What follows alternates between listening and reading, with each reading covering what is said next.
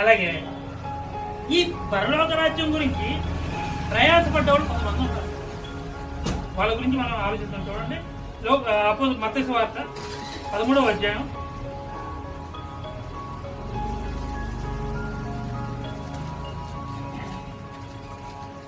44.